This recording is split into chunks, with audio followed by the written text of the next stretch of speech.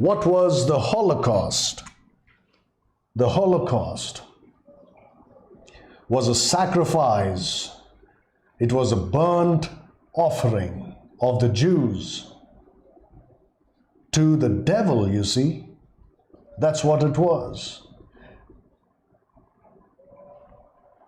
When Hitler killed 6 million Jews, it was a burnt offering, a human sacrifice to the devil, because the devil hates the Jews. And by the way, do you know who else hates the Jews?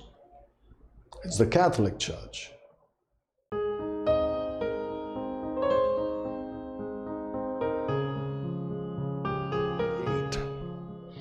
Yea, they sacrifice their sons and their daughters unto devils, and shed innocent blood, even the blood of their sons and of their daughters, whom they sacrificed unto the idols of Canaan, and the land was polluted with blood. You see, this is nothing new in Israel. Israel had already done this before. They sacrificed unto devils. They sacrificed to devils. What did they sacrifice? Their sons and daughters.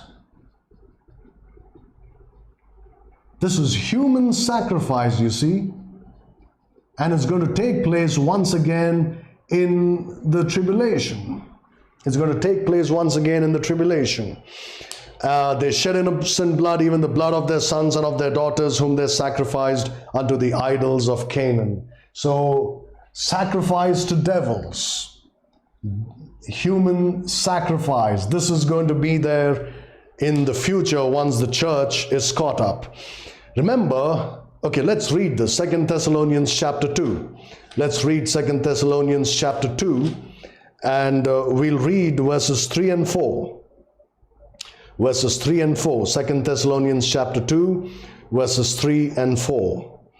Let no man deceive you by any means, for that day shall not come, except there come a falling away first, and that man of sin be revealed, the son of perdition, that is the Antichrist. Verse 4, who opposeth and exalteth himself above all that is called God or that is worshipped, so that he as God sitteth in the temple of God, showing himself that he is God.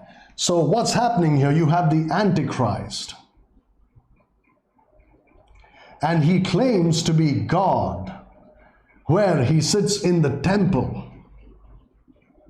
That means he will sit in the most holy place, on the mercy seat, where God's presence would come down in the Old Testament. He would sit in the most holy place, and he would say that he is God, right? That means the temple would be rebuilt, correct? We don't know if it's going to happen in our lifetime while we are still here on the earth, while the church is still here on the earth, or whether it would be built after the rapture. But in the tribulation, the temple is there. There is no doubt about it. You can read about it in Revelation chapter 11. The temple is there. And 2 Thessalonians 2 tells us that he sits in the temple of God, showing himself that he is God. What would they do for God in the temple in the Old Testament? They would offer sacrifices, correct? They would sacrifice animals and offer them to God on the altar. So this is going to happen. The Antichrist is going to demand that sacrifices be made to him, because he is God. So the sacrifices would be made to him. But the difference is that instead of animal sacrifices, he would say, you have to offer human sacrifices. Now, how many of you are familiar with what the Bible calls the abomination of desolation? Look at Matthew 24. Matthew 24 and verse 15. When ye therefore shall see the abomination of desolation spoken of by Daniel the prophet stand in the holy place, whosoever readeth, let him understand. Now look at Daniel chapter 8. Daniel chapter 8. And we'll read verse 13. Daniel chapter 8 and verse 13. Then I heard one saint speaking, and another saint said unto that certain saint which spake, How long shall be the vision concerning the daily sacrifice and the transgression of desolation, to give both the sanctuary and the host to be trodden underfoot? So what's he talking about? The transgression of desolation. This is concerning the daily sacrifice. In other words, we also read, look at Daniel 11 and verse 31. Daniel 11 and verse 31. An arm shall stand on his part, and they shall pollute the sanctuary of strength, and shall take away the daily sacrifice, and they shall place the abomination that maketh desolate. So what's going to happen is, they're going to stop the daily animal sacrifices, and the Antichrist will sit in the holy place, in the most holy place, and demand that sacrifices be made to him. Why do we say it's human sacrifice? Because you see, the Bible calls it an abomination which causes desolation. An abomination which causes desolation. It's such an abomination in God's eyes that the temple will be defiled, totally defiled by the Antichrist. Well, in history you have a few examples of this, right? In the Old Testament times, that is between the two testaments, intertestamental period, you have this guy named I think Epiphanes, if I'm not mistaken. I think he offered a pig on the altar in Jerusalem in the temple. That's an abomination. And I think Titus, the Roman general in AD 70, when he destroyed the temple, or around that time sometime, I think they wanted to keep a statue of the emperor in the temple. That's an abomination. But nothing can be more abominable to God than for humans to be sacrificed in the temple. And that's what is going to happen in the tribulation. Now, why are we talking about this? Because you see, it's all pictured in what the Catholics believe and teach today. They believe that this cannibalism that they are engaging in is what God told them to do. Well, certainly that's not the God of the Bible. It is this God who alone requires and accepts human sacrifices and cannibalism. So, in the tribulation, the Antichrist sits in the temple and human sacrifices are given to him. But this goes further than that. It's not just about giving human sacrifices. It's to do with cannibalism. And cannibalism will be practiced in the tribulation. Look at Ezekiel 5. Ezekiel chapter 5. And look at verses 9 and 10. Ezekiel chapter 5 verses 9 and 10. And I will do in thee that which I have not done, and whereunto I will not do any more the like, because of all thine abominations. Verse 10. Therefore the father shall eat the sons in the midst of thee, and the sons shall eat their fathers, and I will execute judgments in thee, and the whole remnant of thee will I scatter into all the winds. The fathers will eat the sons, and the sons will eat the fathers. Do you see that? Cannibalism. This is a reference to the tribulation. The abomination of desolation. So the Jews are offered as human sacrifices to the Antichrist in the temple in Jerusalem.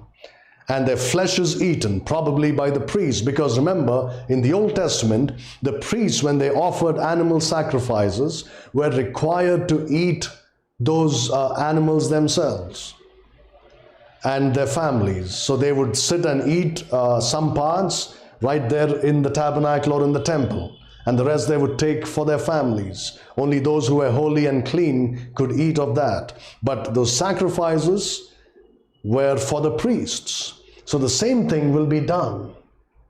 The priests probably will eat, or maybe even the leaders of the Jews will be required to eat those human sacrifices and drink blood. Because you see, already in Israel, cannibalism would be practiced, as we have just read in Ezekiel 5. Why? Because of famine. Because of famine. Remember, in Revelation 6, you have the 4 horsemen. They're called the horsemen of the apocalypse. The first one is a white horse, right? He comes, that's the Antichrist, that's not Jesus Christ. He comes and brings peace. But then comes the red horse, and he brings war and death. And next comes famine, you see. Next comes famine. Because war always leads to famine. When there is famine, there is no food. So in Israel, they would eat human beings because of the famine. And even as a ritual sacrifices, the Jews are sacrificed, right? What was the Holocaust? The Holocaust was a sacrifice. It was a burnt offering of the Jews to the devil, you see. That's what it was. When Hitler killed 6 million Jews, it was a burnt offering, a human sacrifice to the devil, because the devil hates the Jews. And by the way, do you know who else hates the Jews? It's the Catholic Church. And throughout the history of the Catholic Church, they have persecuted the Jews and they have killed them. And you should read your history and you will understand that. They had laws separately for the Jews. They kept them separate from the rest of society. And they persecuted them, whether it was in the Spanish Inquisition, in those days in the Middle Ages, or much later. The Jews were persecuted and they were killed. And who was behind that? The Catholic Church. What about the Jews killed in the First and the Second World War? It was the Catholic Church behind them. They knew what Hitler would do to the Jews, and they still went ahead and signed a concordat with Germany, with Hitler. And when Hitler was killing Jews, the Catholic Church was silent. What happened, Pope? You always talk about peace. You see, they were in an agreement with Hitler. They didn't say one word when he went after the Jews. They didn't condemn Hitler. They didn't condemn the Nazi party for doing what they did to the Jews. Mass execution of the Jews. The Holocaust. 6 million Jews were offered as a sacrifice to the devil. And the Catholic Church is behind it. So it's going to happen once again. They are offered as sacrifices to the Antichrist in the temple in Jerusalem. Their flesh is eaten, probably by the priests, just as the priests in the Old Testament, as I've said, ate the flesh of the animals that they were sacrificed, that they sacrificed to God on the altar. Now, there are a couple of passages I want you to look at. Look at Micah chapter 3. Micah chapter 3. We'll read verses 1 to 3. Micah 3, 1 to 3. And I said, hear, I pray you, O heads of Jacob, and ye princes of the house of Israel. Is it not for you to know judgment? Who hate the good and love the evil, who pluck off their skin from off them, and their flesh from off their bones, who also eat the flesh of my people, and flay their skin from off them, and they break their bones, and chop them in pieces, as for the pot, and as flesh within the cauldron. This is going to happen literally in the tribulation. And here it's addressed to the princes. Like I've said, probably the priests and the leaders of Israel would be required to eat these sacrifices that are given to the Antichrist. Look at Psalm 53. Psalm 53.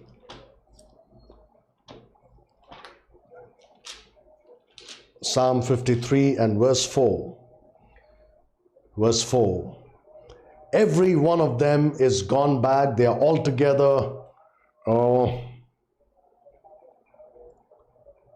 verse 4. I'm sorry, I was reading verse 3. Psalm 53, verse 4. Have the workers of iniquity no knowledge, who eat up my people as they eat bread? They have not called upon God. You see that? They eat up my people as they eat bread. That is cannibalism practiced in the tribulation. The Roman Catholic Church and its Mass is cannibalism.